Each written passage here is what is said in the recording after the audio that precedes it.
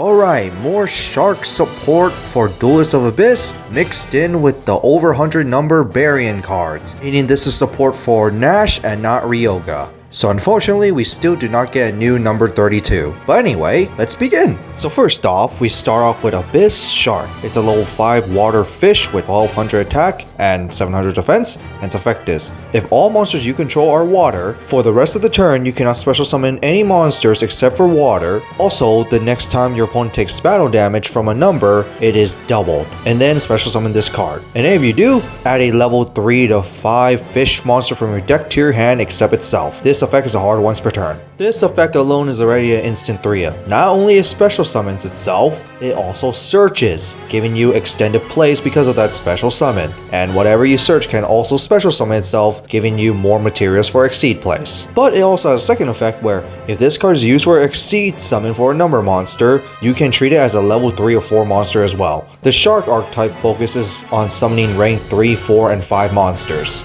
So this added in is just really good. So overall, it's an instant 3-0 for Sharks. And then we got Crystal Shark, which is a level 5 water fish monster with 1100 attack and 800 defense, and its effect is, if this card is in your hand or graveyard, you can target one water monster you control, but the rest of the turn you cannot special summon any other monster from your extra deck except for exceeds, and then you can special summon this card, but banish it when it leaves the field. And if you do, half the target's attack. This effect is a hard once per turn. So this effect alone is pretty good, letting you do some extended plays. Of course, you can always discard this card for some of your cards, because of course some of them have that effect. There's always Foolish Burial, so you could easily search this out for some exceed plays, and because you're using it as exceed material, it's very likely this will be back in the graveyard. So this first effect is already really good. But the second effect is the exact same as Abyss Shark, where when this card is used as exceed material for a number, you can treat it as a level 3 or 4. So that is still pretty good, but overall you do run this because extended plays is always really good. Now to the spells. Our first one is literally Barian's Chaos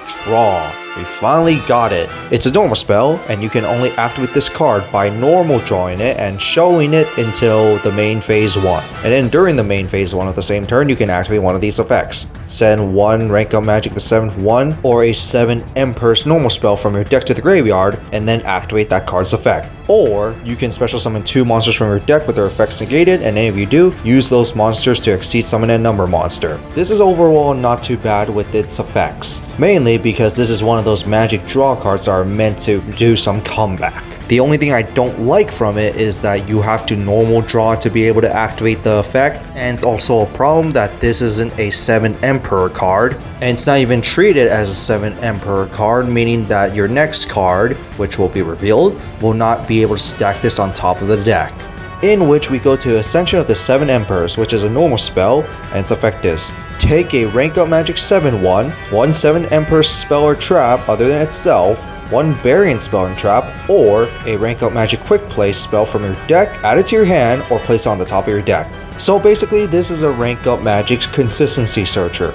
And it's also nice that you could put it on the top of your deck, meaning that you can literally play the 7/1. If you last that next turn anyway. But anyway, second effect. If your opponent controls a monster that was special summoned from the extra deck, you can banish this card from your graveyard, then send one rank up magic spell from your hand to the graveyard and activate its effect. And each effect is a hard once per turn. If I read this correctly, it means that you could still play the 7/1 because the draw part is just the condition. The effect is actually summoning the monster and then rank it up.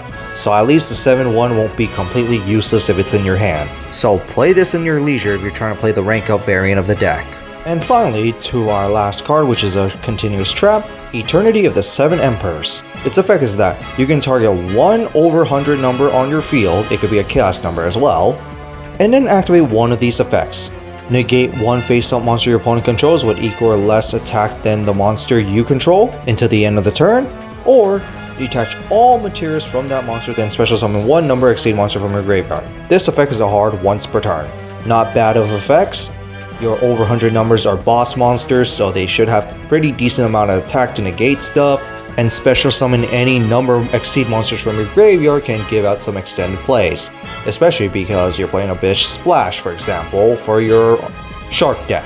Well, this is just run in your own leisure. It is a 7 Emperor card, so you are playing 7 Emperors and Shark, well, this could be recommendable. So that is for the cards for Nasch, but we got one more Marine's card that was revealed today. That being Marine's Coral Triangle, which is a Link 3 with 1500 attack, up, bottom left, bottom right, requires at least 2 Marine's monsters, and its effect is, you can send 1 water monster from your hand to the graveyard, then add 1 Marine's trap from your deck to your hand. Not bad? And then second effect is that, if this card is in your graveyard while your opponent is the only one controlling monsters, you can banish this card from your graveyard, then special summon any number of water monster link monsters from your graveyard whose total of link markers equal to 3. You cannot special summon any monsters or activate effects for the rest of the turn except for water. This card overall is not too bad.